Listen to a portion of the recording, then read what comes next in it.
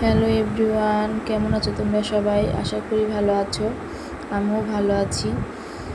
আজকে তো সোমবার, নিরামিষ, সেজন্য ছোলার ডাল আর লুচি।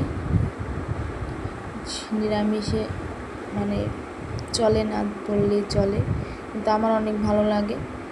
আর এই ছোলার ডাল আর লুচি আমার সবচেয়ে পছন্দের একটি খাবার। আমি এটাকে ভীষণ পছন্দ করি। প্রথমে আমি ডালটা সেদ্ধ করে জাল করে নিয়েছি।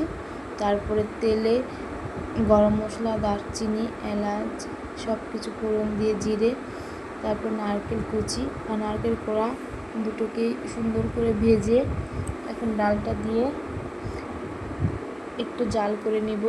তারপর নামানোর আগে একটু চিনি, গরম মশলা আর একটু ঘি ছড়িয়ে নামিয়ে নেব। আমি এভাবে রান্না করেছি। এর ভিতরে আরও কোনো উপকরণ দিতে হয় নাকি আমি জানি না।